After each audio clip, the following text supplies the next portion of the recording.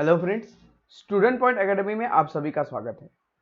दोस्तों, आज का हमारा टॉपिक है स्टैटिस्टिक में प्रैक्टिस सेट 6.4 और प्रैक्टिस सेट 6.4 में हम करने वाले हैं हिस्टोग्राम। और ये बहुत बढ़िया टॉपिक है, बहुत इजी टॉपिक है और इतना इजी है कि भाई इसमें से कोई भी टॉपिक आपको एग्जाम में आ जाए, आपका एक भी मार्क नहीं छूटने वाला है। आप इस वीडियो को पूरा देखिए, आई गारंटीड कि आपका एक भी मार्क कोई कट नहीं कर सकता। ये इतना इजी और इतना बढ़िया टॉपिक है। 9th में भी आपने बार डिवाइडेड बार ग्राफ पढ़ा है, सब डिवाइडेड बार ग्राफ पढ़ा है और ये टॉपिक अगर आपके क्लियर है तो हिस्टोग्राम ये बहुत इजी टॉपिक है और इसी के बारे में हम इस वीडियो में पढ़ने वाले हैं। तो फ्रेंड, अगर आप हमारे चैनल पर नए हैं या फिर आपने हमारे चैनल को अभी तक सब्सक्राइब नहीं किया है तो सब्सक्राइब कर लीजिए, क्योंकि अगर आप चाहते हैं कि मैं इस तरह के अच्छे अच्छे वीडियोस आपके लिए लेकर आता रहूं तो प्लीज सब्सक्राइब हो चैनल और बेल आइकन दबाकर ऑल नोटिफिकेशन पर क्लिक करना ना भूलें, ताकि हमारे वीडियो के सारे अपडेट और नोटिफिकेशन आपको मिलते रहे। तो आइए फ्रेंड, स्टार्ट करते हैं।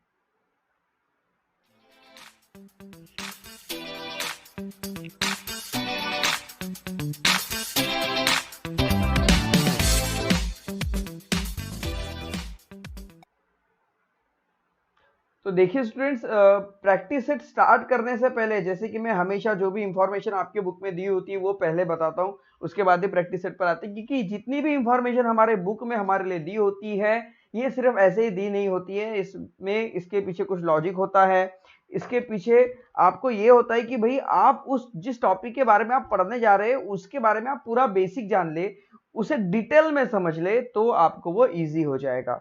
तो देखिए, लेट्स रिमेंबर में यहाँ पर एक छोटा सा एग्जाम्पल दिया है। मान लीजिए ये जो एग्जाम्पल है स्टूडेंट्स, ये एग्जाम्पल इस तरह से है कि मान लीजिए कुछ क्लासेस है जिसमें एग्जाम ली गई है और उस एग्जाम के बेसिस पर उस क्लास का रिजल्ट निकला हुआ है। अब मान लीजिए कुछ क्लास, जैसे मान लीजिए 5th से लेकर 10th तक है, तो 5th से लेकर 10th तक के सभी क्लास में मान लीजिए मैथ्स का पेपर लिया गया। ओके, इस एग्जाम से रिलेटेड मैं एग्जांपल बता रहा हूं, मैं सेम वही एग्जांपल नहीं बता रहा हूं। तो मान लीजिए 5th स्टैंडर्ड में 74 स्टूडेंट्स ने बेस्ट स्कोर किया है, 74%। 5th स्टैंडर्ड का 74% आया। ओके, उसके बाद 6th का आ गया भाई 65%, 8th का मिल गया 84%, 9th का आया है 94% और 10th का मिला है 90%। ओके, तो इस तरह से ये जो है, ये जो डाटा है ये न्यूमेरिकल्स में लिया गया है, नंबर के फॉर्म में लिया गया है। तो नंबर के फॉर्म में जब भी कोई डाटा होता है तो इस डाटा को अगर हमें क्विकली रिकॉग्नाइज करना है तो ये तुरंत क्विकली रिकॉग्नाइज नहीं होता है, ये तुरंत समझ में नहीं आता, इसे समझने के लिए थोड़ा टाइम लगता है। ओके, पर अगर इसी बात को अगर हमें क्विकली समझना है, क्विकली रिकॉग्नाइज करना है, फटाक से देखते बराबर ही अगर हमें समझ जाए, तो उसके लिए किया जाता है pictorial representation of statistical data. तो जो भी डाटा हमारे पास है उसका पिक्चोरियल रिप्रेजेंटेशन किया जाता है। पिक्चर के रूप में अगर हम देखेंगे तो तुरंत हमें समझ में आ जाता है। ओके, तो जैसे मान लीजिए, देखिए यहाँ पर कुछ पिक्चर्स दिए हुए, जैसे इस पिक्चर्स की बात करें तो यहाँ पर ये जो पिक्चर है ये अलग अलग इंफॉर्मेशन के लिए बनी है। जैसे मान लीजिए कि आप क्रिकेट आप खेलते हैं या फिर आप क्रिकेट देखते हैं, आपको बहुत पसंद है, तो किस ओवर में कितने रन बने या फिर किस प्लेयर ने कितने रन बनाया। जैसे मान लीजिए 1 2 3 4 5 6 7 8 9 10, यहाँ पे 10 प्लेयर के बारे में सबने अलग अलग रन बनाए। तो यहाँ पर जो सबसे बड़ी लाइन यहाँ पर जो दिख रही है, ये जिस प्लेयर को शो करेगी, यहां से समझ में आएगा कि इस प्लेयर ने सबसे ज्यादा रन बनाए। अब यहाँ पर मान लीजिए अलग अलग प्लेयर के रन लिखे, किसी ने 90 बनाए, किसी ने 80 बनाए, किसी ने सेंचुरी मारा, किसी ने हाफ सेंचुरी मारा, किसी ने डबल सेंचुरी मारी। तो इसे देखने के लिए हमें देखना पड़ेगा किसने कितने रन बनाए। पर यहाँ पर उनके बीच में फर्क हमें कंपेयर करने के लिए हमें नंबर्स को जानने होंगे। और यहाँ पर देखते बराबर समझ में आता है कि भाई ये जो बड़ी लाइन दिख रही है ना, ये सबसे हाईएस्ट स्कोर की है, सबसे हाईएस्ट रन की है। यहाँ पर इसके नीचे जिस प्लेयर का नाम लिखा होगा वो सबसे हाईएस्ट होगा। तो ये जो होगा पिक्चोरियल जो रिप्रेजेंटेशन होता है, ये किसी भी डाटे को एनालिटिक करने के लिए, फटाक से जानने के लिए बहुत इजी होता है, इसलिए स्टैटिस्टिक में ये इंक्लूड किया गया। जो भी डाटा प्रेजेंटेशन किया जाता है पिक्चोरिकल रूप में, या फिर जिस भी फॉर्म में, उसके अलग अलग टाइप है। जैसे डाटा प्रेजेंटेशन करने के लिए देखिए कितने तरह से डाटा को रिप्रेजेंट किया जा सकता है। यहाँ पर देखिए डाटा रिप्रेजेंट करने के 3 टाइप सबसे मेन होते हैं, दैट इज टैबुलेशन फॉर्म, जो टेबल के रूप में होता है, ये टैबुलेशन फॉर्म। उसके बाद पिक्चोरियल प्रेजेंटेशन, और उसके बाद होता है ग्राफिकल मेथड। तो टैबुलेशन फॉर्म में 2 मेथड होती है, एक अनग्रुप फ्रीक्वेंसी डिस्ट्रीब्यूशन टेबल और एक होती है group frequency distribution table. Ungroup frequency distribution table जो है ये हमने 9th में पढ़ा था। ग्रुप फ्रीक्वेंसी डिस्ट्रीब्यूशन टेबल जो है ये हमने पिछले प्रैक्टिस सेट 6.1, 6.2 और 6.3 में देखा था, जिसमें हमने मीन, मीडियन और मोड फाइंड आउट किए थे। ओके तो ये हो गया टैबुलेशन फॉर्म। टैबुलेशन फॉर्म में 3 टाइप, एक टैबुलेशन में मतलब टैबुलेशन फॉर्म उसके दो ग्रुप है, एक अनग्रुप और एक ग्रुप। उसके बाद पिक्चोरियल प्रेजेंटेशन में आते हैं, तो पिक्चोरियल प्रेजेंटेशन के 2 टॉपिक है, एक है बार डायग्राम और एक है पाई डायग्राम। बार डायग्राम आपने 9th में देखा है, पाई डायग्राम हम 10th में देखने वाले हैं। अब बार डायग्राम के भी 4 सब टॉपिक होते हैं, एक होता है सिंपल बार डायग्राम, एक होता है जॉइन बार डायग्राम, जिसमें जॉइन होते हैं। सिंपल बार डायग्राम में ऐसे सिंपल होता है भाई, ऐसे ऐसे ऐसे। जॉइन बार डायग्राम में या तो ऐसे होगा, ओके, एक ही बार में 2 चीजें शो होगी, या फिर इस तरह से होती है, ओके, इस तरह से ये हाफ हाफ ऐसे बनी होती है। डिवाइडेड बार डायग्राम, जो सब डिवाइडेड बार डायग्राम ये आता है, सब डिवाइडेड बार डायग्राम ये एग्जांपल। उसके बाद परसेंटेज बार डायग्राम। परसेंटेज बार डायग्राम में क्या होता है कि सारे के सारे जो है मतलब 100% पे चले जाते हैं, ओके, और यहां पर फिर वहां पे परसेंटेज के हिसाब से बताना होता है कितना कितना परसेंट हुआ है, उतना एरिया हमें फिल करना होता है, ओके, उसे हम कहते हैं परसेंटेज बार डायग्राम, ओके। उसके बाद ये हो गया बार डायग्राम के टॉपिक। उसके बाद है फिर ग्राफिकल मेथड। ग्राफिकल मेथड के 3 टॉपिक है, एक है लाइन ग्राफ, जो मान लीजिए ये एक ऐसा ग्राफ है, ये ग्राफ है, ये वाई एक्सिस है, ये एक्स एक्सिस है, ये गया लाइन ग्राफ।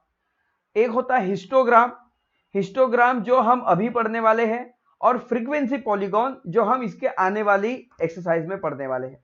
हिस्टोग्राम जो होता है ये सिंपल ग्राम, सिंपल बार ग्राफ जो होता है, बार डायग्राम जो होती है सिंपल वाली, उसी से रिलेटेड होता है। बस यहां पर जो है लाइन बनती है हिस्टोग्राम में, और वो लाइन कैसे बनती है वो हम देखने वाले हैं, ओके। तो भाई जो फ्रीक्वेंसी पॉलीगॉन होती है स्टूडेंट्स, उसमें लाइन बनती है, सॉरी हिस्टोग्राम में लाइन नहीं बनती, सॉरी फॉर दैट।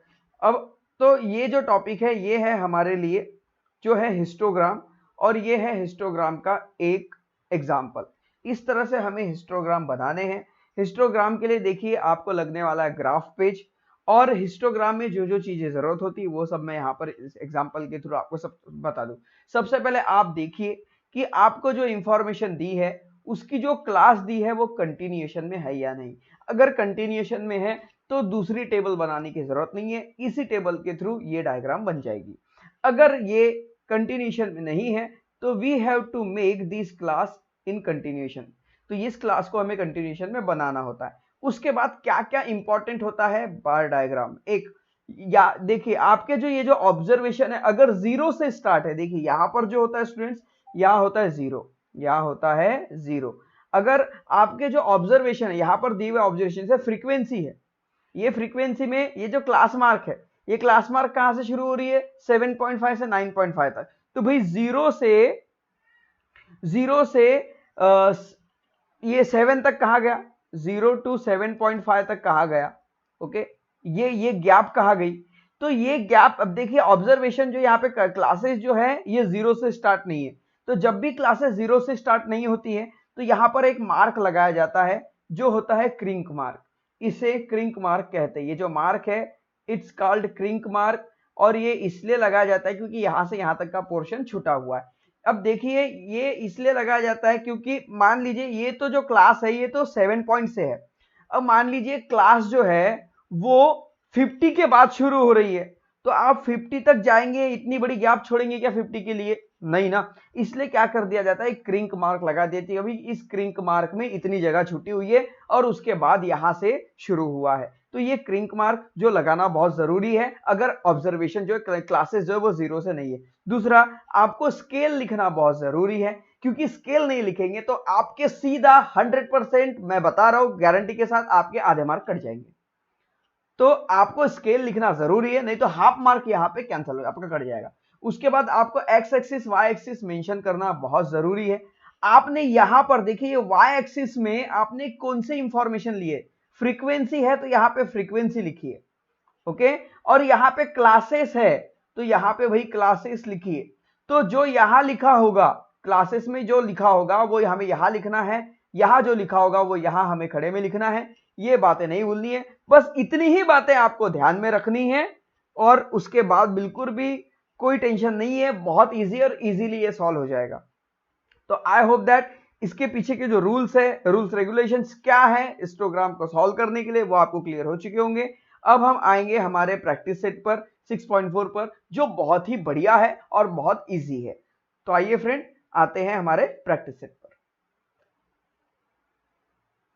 तो फ्रेंड प्रैक्टिस सेट सॉल्व करने के लिए देखिए आपको बिल्कुल दिक्कत नहीं होने वाली है, क्योंकि आप इसे सॉल्व करेंगे ग्राफ पेपर पर। और इसे बहुत बढ़िया तरीके से बताने के लिए मैंने बना लिए है भाई यहां पर ग्राफ जो एक्चुअल है आपके ग्राफ पेपर के जैसे, ओके। तो यहां पर एक भी पॉइंट आपका मिस नहीं होने वाला है, पॉइंट टू पॉइंट मैं यहां पर आपको शो करूंगा, ओके।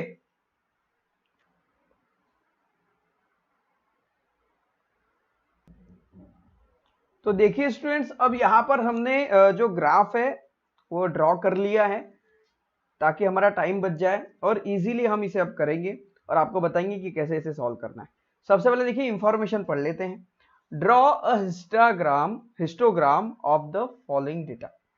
हाइट जो है स्टूडेंट्स की वो 135 टू 140, 140 टू 145, 145 टू 150, 150 टू 155। अब देखिए ये कंटिन्यूएशन क्लास में है, तो कंटिन्यूएशन क्लास में अगर नहीं है तो इसके कंटिन्यूएशन क्लास में करने की जरूरत क्यों पड़ती है वो आपको बता दूं। तो यहाँ पर देखिए क्रिंक मार्क नहीं दिया हुआ है तो हमें क्रिंक मार्क यहाँ पर बनाना होगा। तो देखिए स्टूडेंट्स, मैंने यहाँ पर क्रिंक मार्क ड्रॉ तो नहीं किया है, ओके, पर क्रिंक मार्क हम यहाँ पर ड्रॉ कर लेंगे क्योंकि वो हमारे लिए फिलहाल बहुत जरूरी है। तो यहाँ पर आपको क्या करना है, इतनी गैप छोड़ देनी है, ओके। जो लाइन में तो नहीं छूटी है गैप, सॉरी फॉर दैट, पर इतनी गैप आपको छोड़ के ऐसा क्रिंक मार्क बना देना है। तो ये हमने क्रिंक मार्क यहाँ पर बना लिया है, ओके।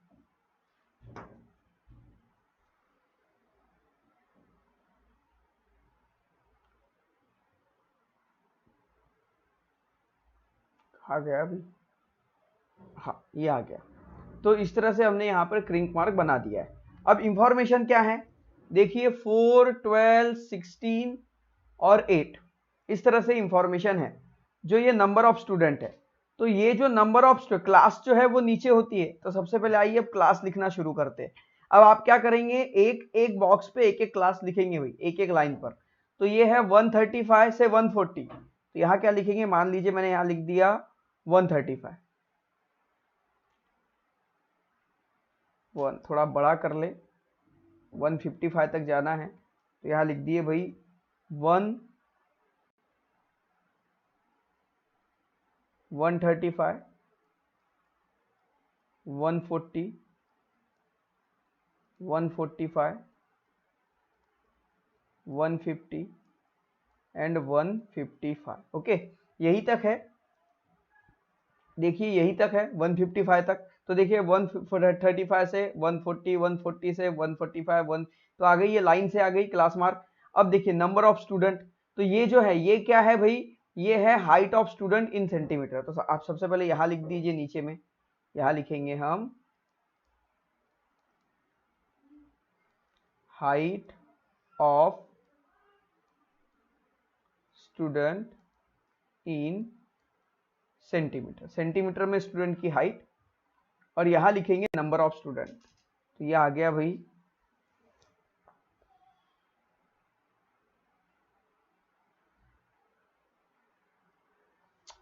सॉरी यहाँ हम ऐसे ही लिख लेते हैं, नंबर ऑफ स्टूडेंट।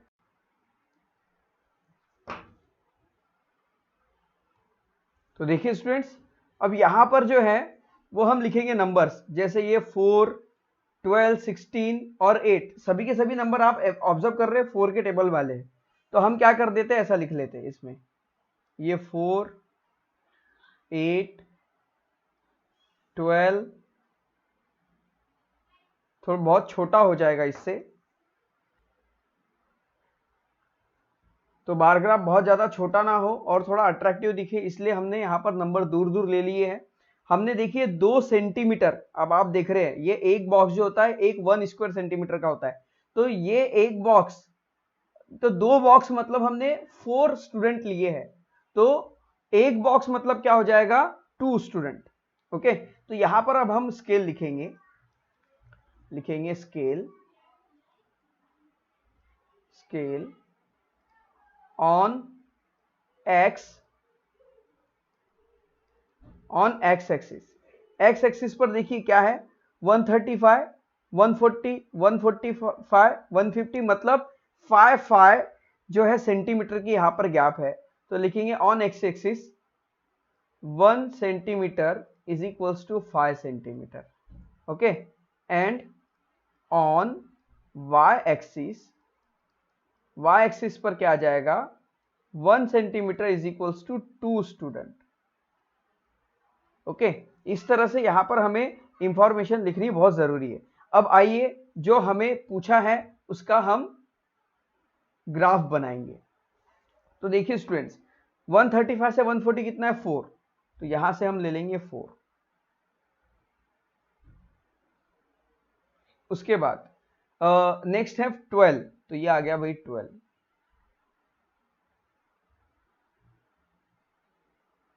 देन 16, तो ये आ गया भाई 16।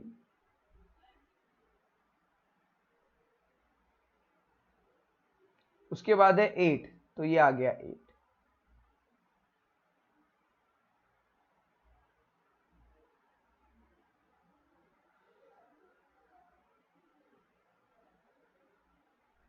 देखिए कितना अट्रैक्टिव ये बार ग्राफ यहां पर बन गया है। ओके, देखिए ये सब आ गया इसमें। तो आई होप दैट ये क्वेश्चन आपका क्लियर हो चुका होगा, इस तरह से इसे करना था। ओके, आइए अब नेक्स्ट क्वेश्चन करते हैं।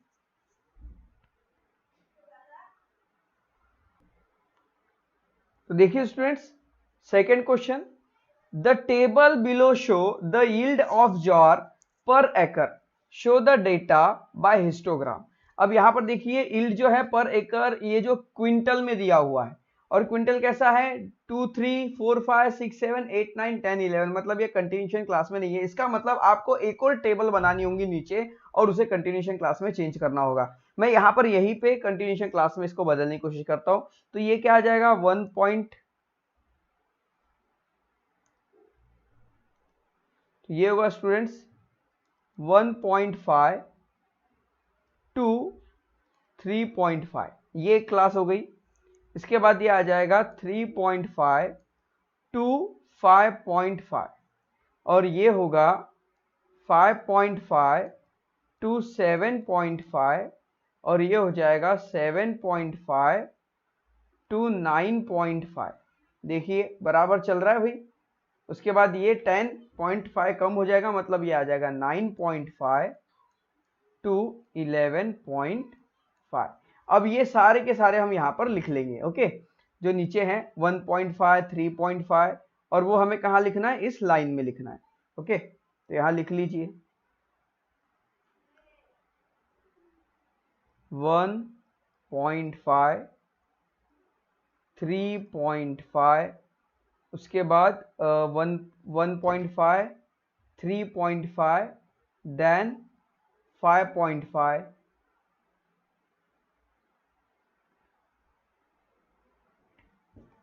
then 5.5, 7.5, 9.5 and then 11.5। ओके, इस तरह से ही होगा। देखिए 1.5, 3.5, 5.5, 7.5, 9.5, 11.5 की जरूरत नहीं थी। ओके, ज्यादा लिख दिया हमने, इसे यहां से हटा दिया जाएगा। ओके, उसके बाद देखिए अब यहाँ पर हम क्रिंक मार्क लगा दे, तो ये लग गया भाई यहाँ पर क्रिंक मार्क। ओके, यहाँ पर ये क्रिंक मार्क लग गया, गैप हो गई। उसके बाद ये जो है ये क्या शो करता है हमें, यील्ड पर एकड़ क्विंटल।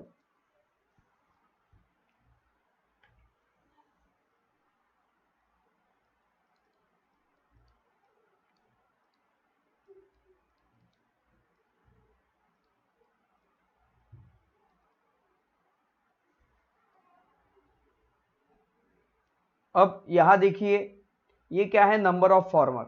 ओके, तो यहां लिख ले हम नंबर ऑफ फार्मर।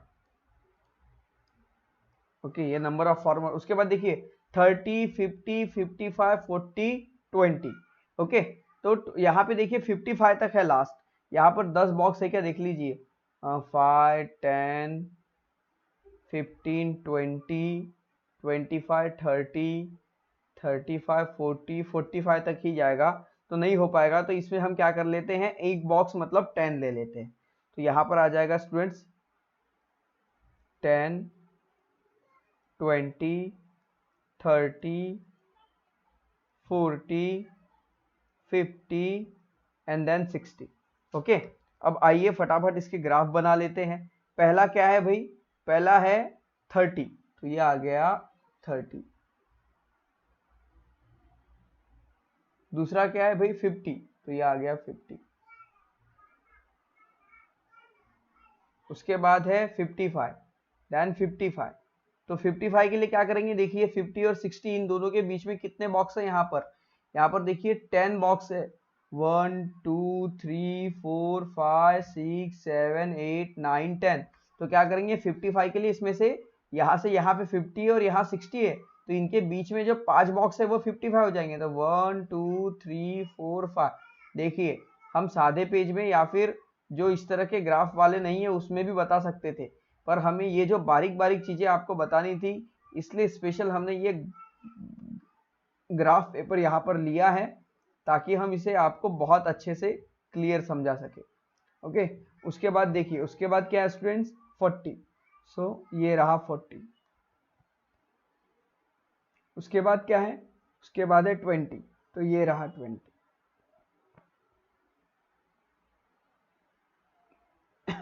तो बस इस तरह से इसे करना था। I hope that second question भी आपका क्लियर हो चुका होगा। आइए अब थर्ड क्वेश्चन की ओर बढ़ते हैं। सॉरी स्टूडेंट्स, यहाँ पर हमने स्केल नहीं लिखा क्वेश्चन नंबर 2 में और सीधा थर्ड पे जंप कर गए। सबसे पहले स्केल लिख ले भाई, scale on x axis. X axis पर क्या है भाई, देखिए इनमें कितने की गैप है, 2 की गैप है।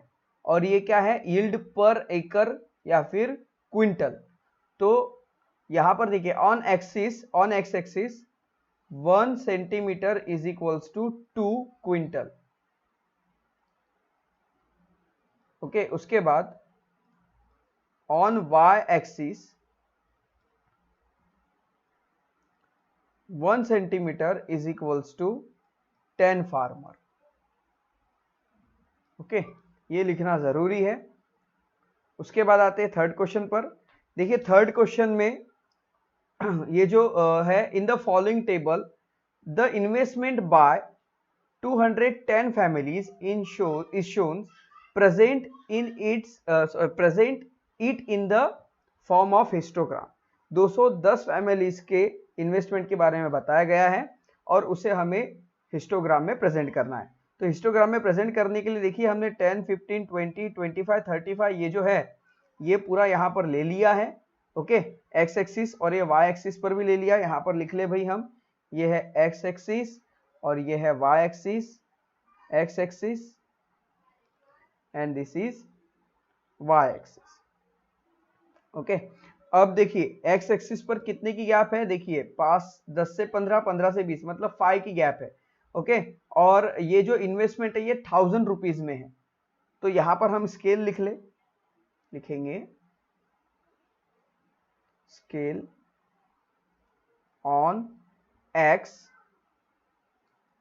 axis 1 centimeter is equals to 5000. Okay, and on y axis 1 centimeter is equal to 10 family.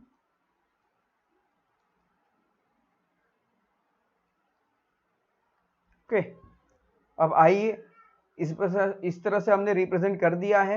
अब बस हमें क्या करना है, इसके ग्राफ बनाने हैं। तो देखिए 30 पहला क्या है भाई, 10 to 15, 10 to 15 है 30, तो यहाँ लिख ले हम 30, ये आ गया 10 to 15 30। उसके बाद 15 to 20 कितना है 50, so 15 to 20 is 50।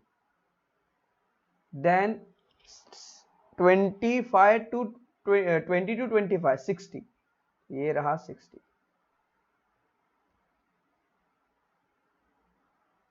Then 25 to 30 is 55, तो 55 50 और 60 के बीच में आएगा, तो ये रहा 55। ओके, आपको क्लियर दिख रहा होगा। देखिए उसके बाद है 30 to 35 15, तो देखिए 30 to 35 15 हमें लिखना है, तो ये रहा 10, ये 20, तो 15 यहां से आएगा। ओके, बस इस तरह से इसे करना था। देखिए सिंपल सा है ना, बहुत सिंपल है। आइए अब फोर्थ क्वेश्चन करते हैं। तो देखिए स्टूडेंट्स, अब है क्वेश्चन नंबर 4, जो है last question. Time allotted for preparation of examination by some student is shown in the table. Draw a histogram to show the information बताने के लिए हमें यहाँ पे हिस्टोग्राम ड्रॉ करना। और यहाँ पे देखिए जो क्लास है ऑलरेडी कंटिन्यूशन में दी हुई है, और यहाँ पर देखिए जो टाइम इन मिनट है ये हमने यहाँ पर लिख लिया है, नंबर ऑफ स्टूडेंट यहाँ लिख लिया है, और ये जो है ओके इनकी जो क्लास मार्क है वो भी यहाँ पर लिख ली है। अब हमें क्या करना है, बस स्केल लिखनी है। तो स्केल देखिए यहाँ लिखेंगे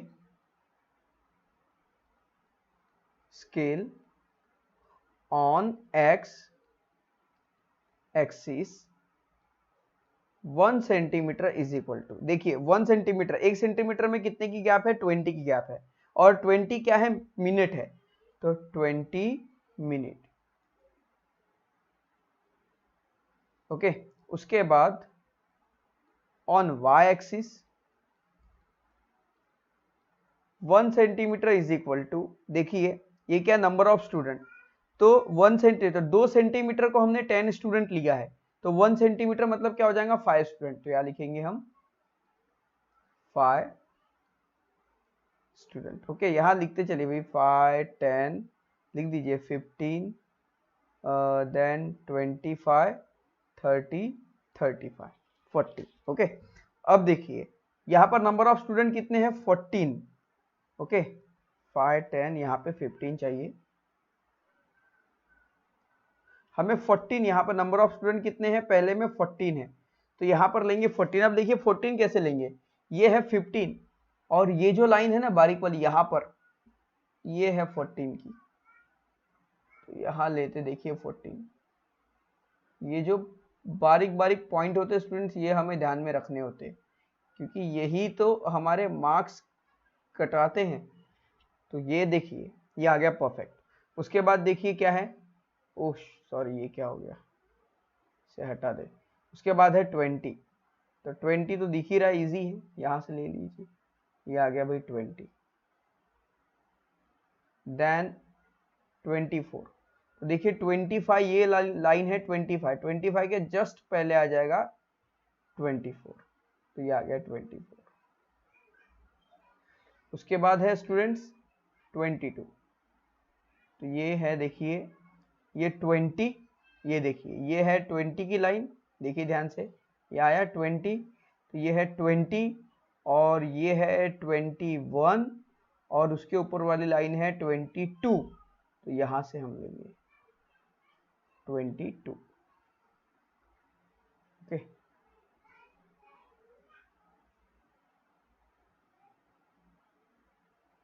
तो ये आ गया 22, देखिए। उसके बाद है स्टूडेंट्स 16, तो ये रहा 15, ये देखिए ये है 5 10 15, और ये लाइन है 15 की, 15 के जस्ट ऊपर वाली आएगी 16। तो देखिए 160 तक ही है, 180 हमने एक्स्ट्रा का ले लिया है। तो बस देखिए इस तरह से ये हिस्टोग्राम बनने वाला था। आई होप दैट आपको प्रैक्टिस सेट ये जो है 6.4 पूरा का पूरा क्लियर हो चुका होगा, और भाई आपके इसमें कोई डाउट नहीं रहे होंगे। अगर आपको कुछ ऐसा लगता है कि इसमें कुछ आपकी कुछ प्रॉब्लम्स रह गई या फिर कुछ डाउट्स है, तो आप मुझे कमेंट बॉक्स में ज़रूर बताएं, हम उसे शॉर्ट आउट करने की पूरी कोशिश करेंगे। तो फ्रेंड, आपको ये वीडियो कैसा लगा कमेंट बॉक्स में जरूर लिखिए, वीडियो को लाइक कीजिए, चैनल को सब्सक्राइब कीजिए, हमारे साथ बने रहिए और देखते रहिए स्टूडेंट पॉइंट एकेडमी। तो मिलते हैं फ्रेंड्स नेक्स्ट वीडियो में, तब तक के लिए जय हिंद।